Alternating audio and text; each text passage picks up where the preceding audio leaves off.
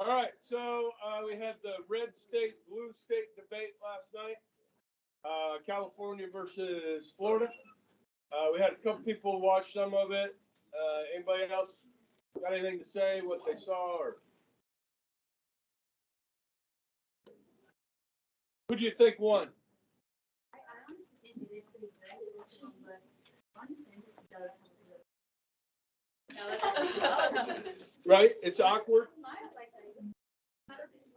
Yeah, yeah. Have you seen the video of him laughing?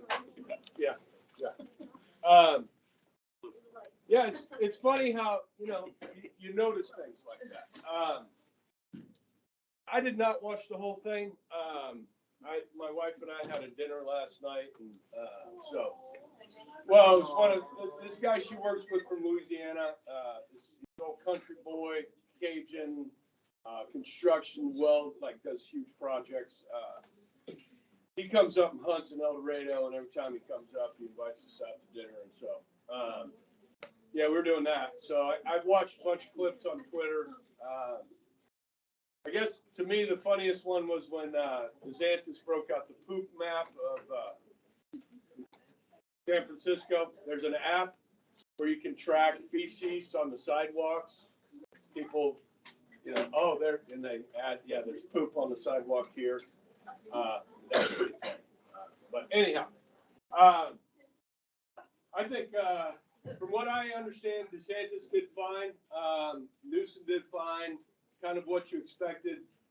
Probably my take is that DeSantis probably did better than I thought he would. Does it help him in his campaign against Trump to get the nomination? Maybe a little, but he needs a lot. All of them do. Trump's so far ahead in the polls. So there is another debate next week, a Republican debate. Word is they're saving a podium spot for Trump, but I don't know if he's going to show up. So I'll let you know next week when that debate is if you want to watch it. So as more candidates start to drop out, do you think that the rest of the candidates other than Trump are going to? They'll pick up support. Yeah. Because a lot of people that are voting for them are just against voting for Trump. Right. You're either Trump or you're not. And then when he gets the nomination, you'll decide whether to vote for Trump or the Democrat. I mean, there's a lot of Republicans that are never Trumpers. So, but then, Trump's drawing some Democrat support as well. So that it'll all come down to that. If they are the two candidates. Okay, the last thing Newsom said at the end of the debate last night is one thing's for sure, that neither one of us will be the nominee for our party next year. Okay, now Newsom's playing this game. Okay, if Biden drops out for some reason, he's going to throw his hat in. I mean, he'd be stupid not to. Okay. Yeah. Oh yeah, he is insanely charismatic. Like he reminds me of Matthew McConaughey. Like, yeah, he's a great politician. Yeah, and he spins stuff. You know what I mean? He's just he's good at it. Yeah. He was taking all like the negatives and like trying to turn them into positives. Yeah. And like he's fabulous. At that. Yeah. We'll let the people of California determine whether he's a fabulous governor. Okay. So, guys, where did we leave off? We talked about eminent domain and the Kelo decision in 2005 yesterday, right? Okay, so let's talk about the last thing in your notes. Now, this is some stuff you're going to have to know for the test. You ready? You locked in? Payne? Ready? Okay. All right. So, big differential here. Differentiating between House and Senate. So, on the matching on the test, I'm going to have something like this. Only this body may introduce bills that raise government revenue. And you'll have to put A or B, House or Senate. So there'll be about 6 of those types of questions on the matching section. So on the matching, A will be House, B will be Senate, and you'll use them multiple times. Okay, does that make sense to you? Okay, so we've already talked about this one. So if they're going to spend our money or tax us, it has to start in the House, and that tradition dates back, to the colonial era, where the lower houses in the colonies controlled the purse. They controlled the money. Okay? Same with the Congress that we have today. Yes? Okay, I need some affirmation at some point, like you guys are locked in. Yes. Okay. Number two, the House elects the president if there is no majority in the electoral college. So let's play around with this a little bit. Now, is it possible to have a 269 to 269 tie in the electoral college? Magic number is 270 to win. That's a majority of the 538. Remember? 538, total number of electors. Is it possible to do those numbers and get to 269, 269? Yes, especially because of Nebraska and Maine, the way they split up theirs individually in the districts. Okay, the others are all winner take all. You win the majority of the popular vote in California, you get 54 electoral college votes. You win the majority vote in Kansas, you get all 6, right? Now, what if you had a strong third-party candidate that actually won some electoral college votes? That would make that more likely. So a strong third party would mean it's more likely that the House elects the president. This has happened twice in American history. Thomas Jefferson in 1802 or 1800 and John Quincy Adams in 1824 were both elected by the House of Representatives because there was no majority in the electoral college. Now, how does this work? There's 50 states. Okay? Each state gets one vote. So we have 4 members of the House of Representatives. Yes? In Kansas. California has 52. Florida has 28. Everybody follow me? Subtract 2 from that number. That's how many House members you have. Okay? In Kansas, as we've figured out, 3 of the 4 of the representatives are Republicans. 1 is a Democrat, right? So, Kansas goes for the Republican. Oklahoma goes for the Republican. California goes for the Democrat. The first candidate that wins 26 states is the president. Well, whoever gets 26, yeah, is the president. That's how that works. Go ahead and ask. That would favor the Republican candidate today. Yes. Yeah, there's a lot more red states than there are blue states. So in Wyoming, there's 1 representative, and it's a Republican. Okay. Now in Hawaii or Alaska, there's 1 representative, that's a Republican. Hawaii, there's 2, they're both Democrats. Okay. Everybody follow that? Somebody asked the question. Question. What if it's a tie? What if it's 25 states to 25 states? The outgoing vice president is president until they break the tie. So it would be,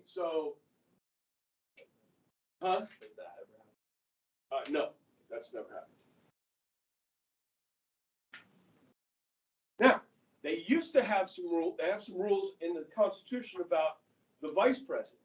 So who's the vice president if there's no majority in the electoral college? The Senate would decide. But the 12th Amendment did away with that.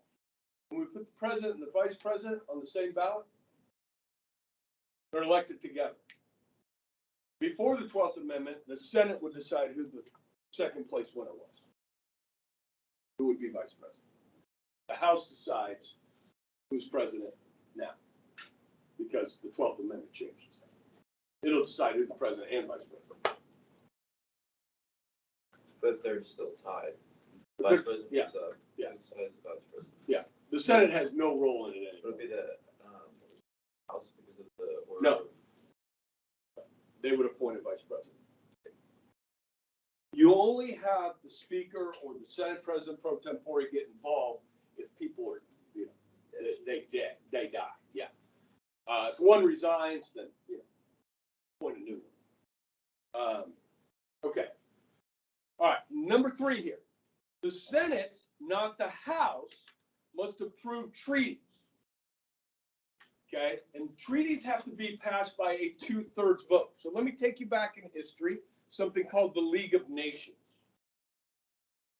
After World War I, Woodrow Wilson came up with his 14 points. Does that ring a bell to anybody? Yeah. President Wilson's idea to form the League of Nations, and the United States Senate voted 82-13, no, we're not joining the League of Nations. Okay, you got to have a 2/3 vote. This is what George Washington always warned us about. This is why they put such a high number on this, entangling alliances. So when we formed NATO after World War II, that was a big deal, because the Senate had to approve that by a 2/3 majority. They also approved us joining the United Nations after World War II. Okay, so in order to do a treaty, 2/3 of the Senate. The House has no role.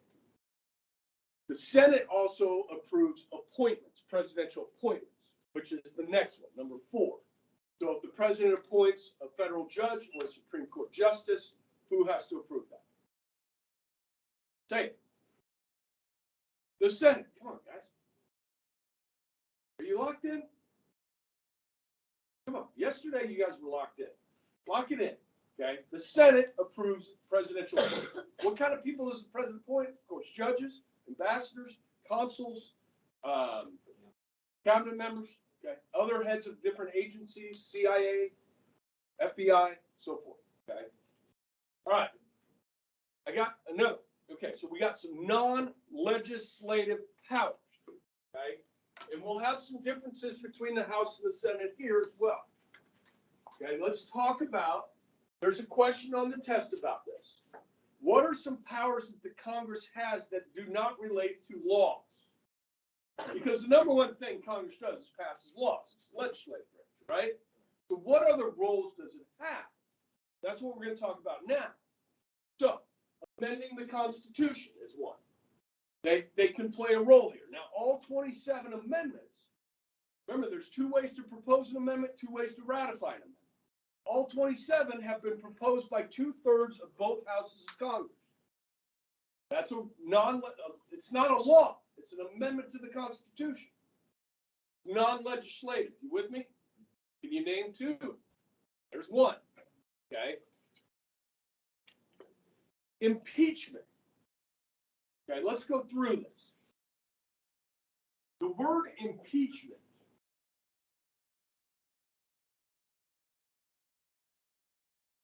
means to formally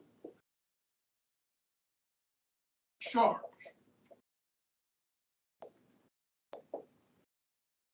That's what impeach means, to formally charge.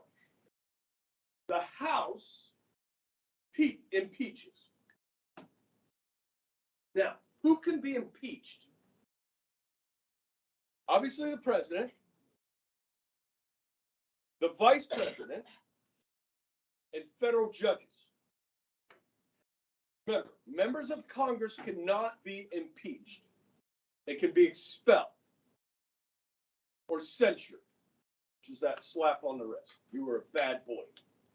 Okay. Doesn't mean anything other than that. Just a formal statement saying you're a bad boy or you're a bad girl. Yeah. Has a vice president ever got impeached? No.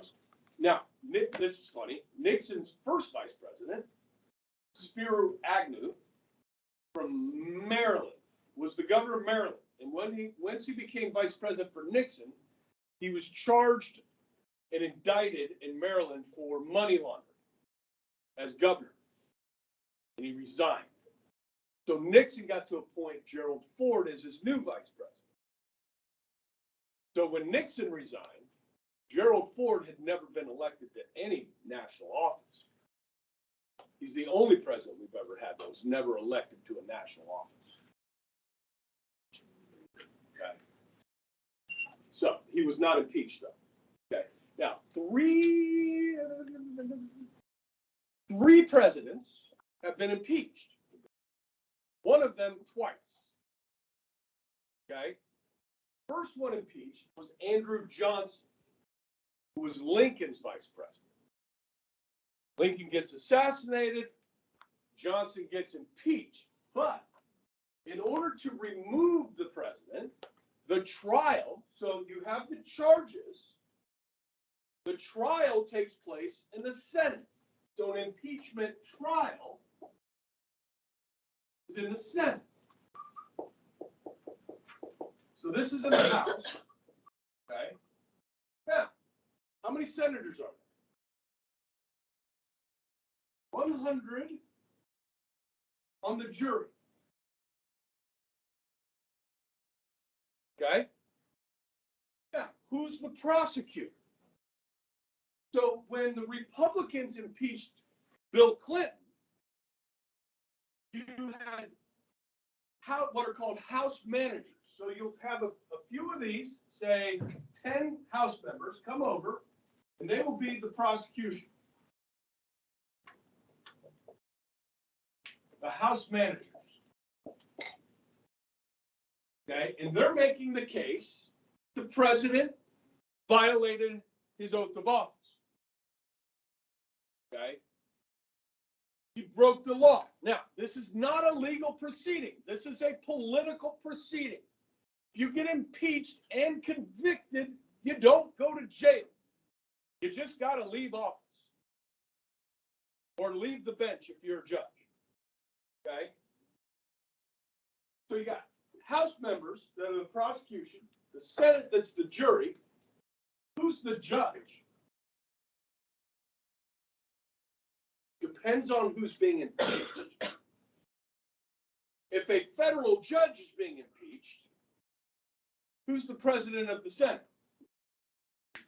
The vice president will be the judge. If the vice president's being impeached, well, he can't be the judge.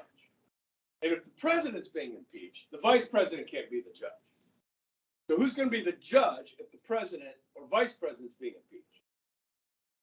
The Chief Justice of the United States Supreme Court will be the judge. So another branch of government will come over, be the judge. So you got all three branches of government involved in an impeachment of the president or vice president. Okay? To convict. Yeah. So you say that it's not a legal conviction. Yep. It's the political process. So if the president were impeached and I had to leave office, then does double jeopardy go into place? Can they go then? No double jeopardy here. To a legal court? Yes, they could. So, okay, let's talk about some of the charges against William Jefferson Clinton. And then we can talk about the charges against Donald J. Trump. Okay? The charges about Clinton revolve around sex. Okay? Monica Lewinsky. She was an intern at the White House. Now, President Clinton, before he became president, was governor of Arkansas. Okay? Did he have affairs while he was governor? Of course he did. Now, is that illegal? No! You guys have read the Scarlet Letter? It's not illegal. Is it immoral? Yes. But do we live in a theocracy? No. Okay? Sorry. And thankfully, we don't live in a theocracy. Okay? Now, because then people would be going to jail for adultery. Yes? And in the biblical sense, just in your head, you have lust in your head, you're committing adultery. Yes? So we'd have a lot of people in jail. Okay. I would, sorry, guys. I'm not a perfect human being. I would be in jail. Okay. All right. Sorry. Stop. I'll stop. Okay. Now, Bill Clinton, while he was governor of Arkansas, he went to a conference while he was in Little Rock, Capital, and he saw this woman that worked for the state of Arkansas. And she smiled at him, he smiled at her, and so he went up to his hotel room at the convention.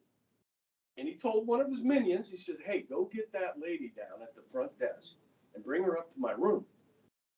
Her name was Paula Jones. she worked for the state of Arkansas.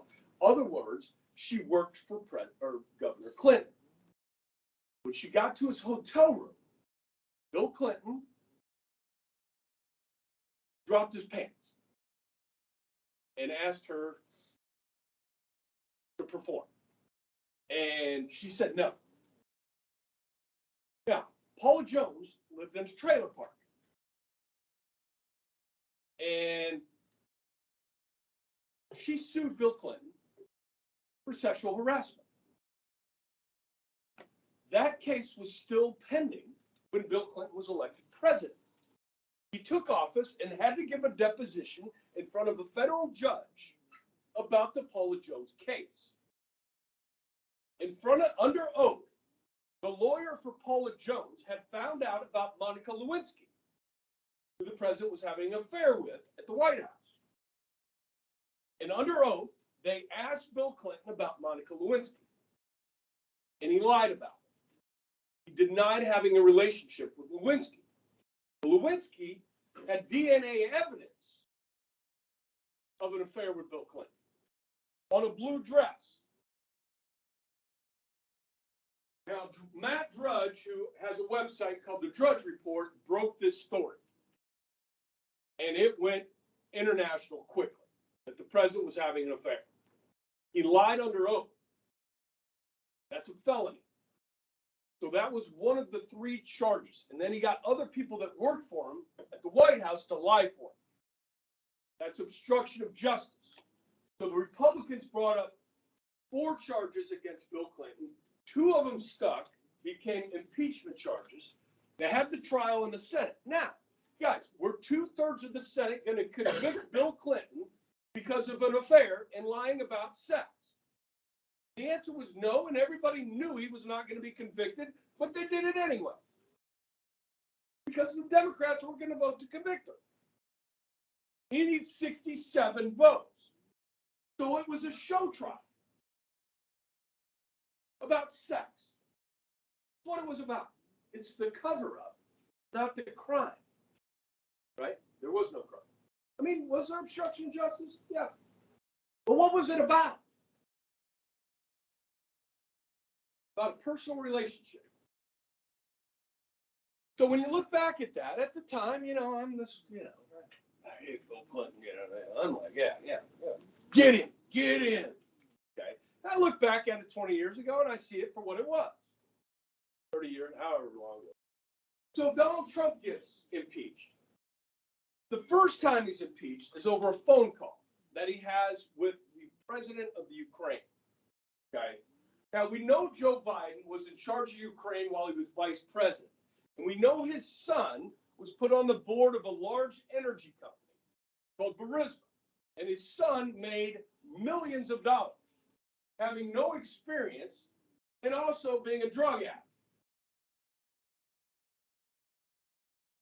And Joe Biden said he didn't have anything to do with it. Well, Donald Trump wanted to know what was going on. So he said to the president of Ukraine, he said, hey, I need you to look into this for me, to the Bidens.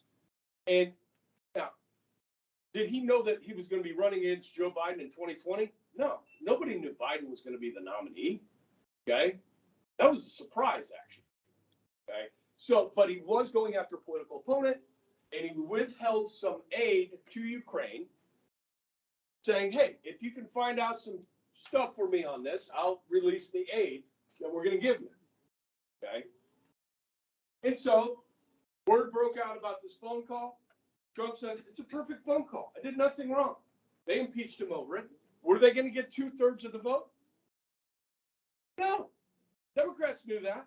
Now, the Chief Justice, John Roberts, went to the trial, the impeachment trial of Trump, won, and he was not convicted. Okay? There were, I think, 3 Republicans that voted to convict. One of them was Mitt Romney. Okay? That's why he's so beloved in the Republican Party. Okay? And many are glad to see him go. Okay? But anyhow, they just don't like him. Okay? Now, the second impeachment of Trump, I can't remember what was that about. it actually took place after the election was over. So Biden was going to be the new president, and they impeached Trump anyways. Okay. And Chief Justice John Roberts didn't even show up for the trial. He's like, this is stupid. He didn't even show up. Okay. So, listen, Nixon probably would have been convicted by the Senate. So he resigned instead of going through it. Okay. Republicans are looking at impeachment right now of Joe Biden. The election is less than a year away now. Okay. Do they have enough evidence that Joe Biden played a role in a pay-for-play scheme with his son and benefited financially from decisions that were made by our government to the Chinese, to the Ukrainians, Kazakhstan, and other countries that they got money from? The Biden family, Republicans are now charging, accepted over $15 million from overseas countries, including China. And now they use a bunch of bank accounts and shell companies and so forth. Okay. This is the last thing I'm going to talk about with this, is this investigatory power. Okay. This is called congressional oversight.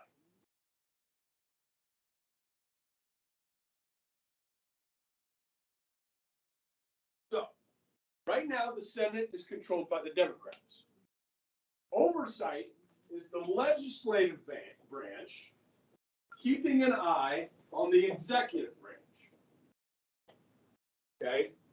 So, every committee in Congress, those standing committees that are on page 77, have oversight over different parts of the executive branch. So, how are things going down at the border? So, if things aren't going well at the southern border, Congress will call the head of Homeland Security, Alexander Mayorkas, the director of the FBI, before Congress and ask them questions about why so many people are getting across our border illegally. Because they're not doing their job. So this is oversight. The Republicans in the House are doing a bunch of oversight of the Biden administration, the executive branch. Yes? In the House. In the Senate, there's no investigations, because the Democrats control it. When Trump was in office, the Democratic Congress investigated Trump all 4 years over all different kinds of things. This is what they do in their spare time when they're not passing laws, is they look into their opponents. Okay? And this is an important function. Let me give you an example. You guys heard of the NSA? Well, you should. It's called the National Security Agency. Did you know the NSA is spying on the American people? There's something called the Fourth Amendment to the Constitution. No illegal search or seizure without a warrant. Okay? So after 9/11, the NSA built a computer program called PRISM. Okay? And it throws a net, casts a net over all internet traffic and over all phone calls in the United States. And a whistleblower that worked as a contractor at the NSA named Edward Snowden. How many of you guys have heard this name? Listen, guys, listen. You got to pay attention to this. The NSA is spying on the American people. The Supreme Court said they can't do that. They declared this PRISM program unconstitutional. They called the head of the NSA in front of Congress and asked him, are you spying on the American people? He said, not to my knowledge. That dude should be in jail. Edward Snowden blew the whistle. He downloaded all the files and then fled the country. He fled to Hong Kong, hid out in a hotel room, and then called a couple different reporters in America and said, listen, guys, I've got a story. And these reporters are brave too, because who are they reporting on? The government. Okay? One of those reporters is a guy named Glenn Greenwald, who's a liberal. Okay? As most reporters are. He goes to Edward Snowden, goes to the hotel room. Edward Snowden, he's engaged. He's going to get married. He's going to have a family. He decides to leave that all behind to expose the government. He now lives in exile in Russia. If he is brought back extradition back to the United States, he will be charged with treason. But he exposed the U.S. government spying on the American people. Every Google search that you've ever made, every phone call that you've made, especially overseas. Now, they don't listen to the phone call. They track the numbers, the phone numbers, who you're calling. Internet searches, emails, they cast the net. So they hold all that information. And then if they think you're the target of an investigation, they can go find all that information on you. That's unconstitutional. Now, here's the debate. You give up your freedom of privacy to your government for security. Okay? Or do you keep your freedom and risk that maybe a terrorist attack happens?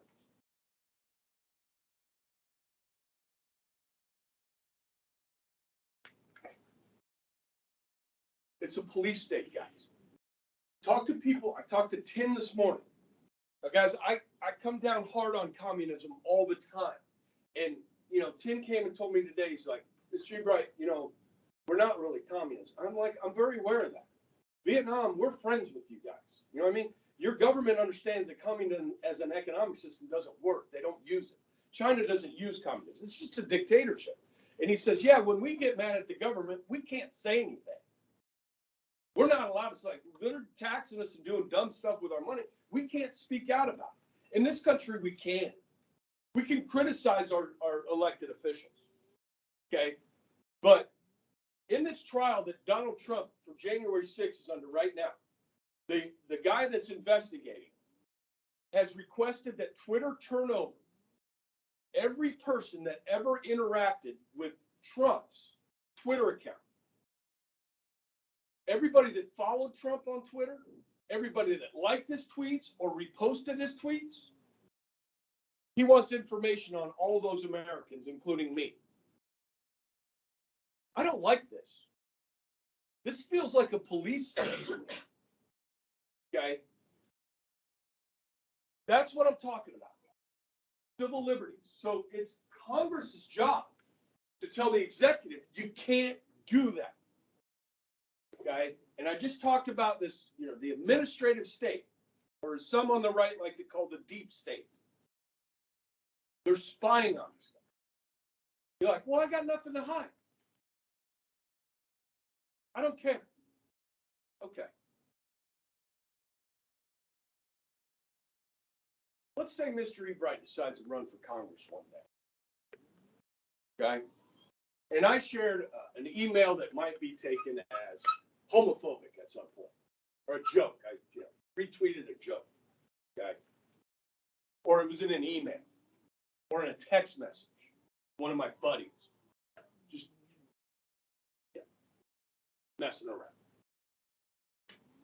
And the government has that information. And the government doesn't like my politics. They don't want me to get elected to office. Well, the deep state just unleashes all that information on me, and then it becomes public. That could happen to any single person in here. Destroy your life, your career, anything. Unless you've never done anything wrong. Or will never do anything wrong. in their eyes? Who determines what's right and what's wrong? Who determines what's free speech and what's hate speech?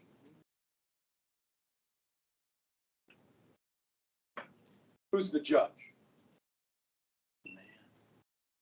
Whoever's in power. So what goes around comes around. Okay? All right. Good? Congressional oversight. So, you name two things that Congress does that is not legislative in nature. Okay. Amendments, impeachment, oversight. Good? All right. Time we get out. Okay. Let's turn in your books to page, wherever it says how a bill becomes a law. Real quick. I gotta get to mine too. It's gonna be like 70.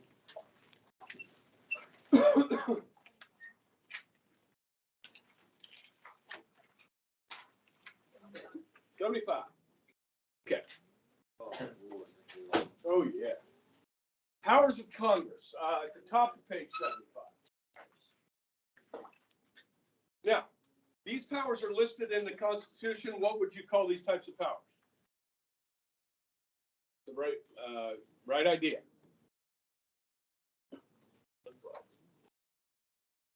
There's implied powers, inherent powers, concurrent powers. These would be what? Expressed.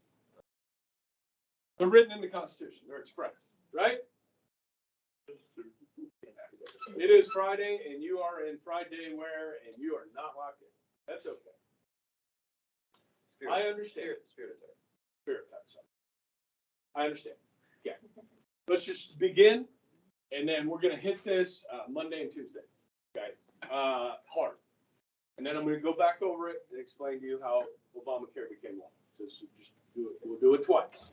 And then on the test, guys, there's going to be like 6 one-point questions about how a bill becomes a law, and 5 two-point questions, how a bill becomes a law, instead of writing an essay on the 13 steps of how a bill becomes a law, like my regular government students have to do, which they only have 6 steps. You have 13, and they have to write an 8-paragraph essay on the 6 steps of how a bill becomes a law. We're just going to have 11 questions about how a bill becomes a law. Is that okay? Yes. Heck yeah, I don't want to grade those essays. You kidding me? But my regulars need to learn how to write before college if they're going. They need to learn how to write that. You already did that. I'm not doing that again. And I'm still grading up, so I'm working on it. Okay. Got to be in the mood. Got to be in the mood. Okay. All right. Guys, you, me, anybody, the president can write a bill. A bill is proposed legislation, right? Bill becomes a law when it passes both houses and is signed by the president. The president can write laws, but he can't introduce them. Only a member of Congress can introduce legislation. Okay? So the president can propose a budget, give it to members of his party in the Congress, and those members of his party can introduce it. But he can't. Does that make sense? Now, the person that introduces it, there's a name. It's called the sponsor. Okay? What's the name of the person that introduces a bill? Sponsor. I don't know. You're locked in. All right. That was pretty good. Now, if multiple members of the Congress introduce it together, they have co-sponsors. Okay? If a member of the House and the Senate do it at the same time, they might even name the legislation after them. My students in history, Tidings McDuffie, Glass-Steagall. Okay, sometimes they name the law after or the act after the members that sponsor it. Most of the time they don't. All right. So, 4 types of things they consider. A bill, which would be a law for the whole nation, national law. Now, understand this. Most laws that we live under, guys, are state laws. At the local level, they're generally called ordinances, like playing your music too loud after 10 o'clock. That's an ordinance. Okay. Murder is a state law. Now,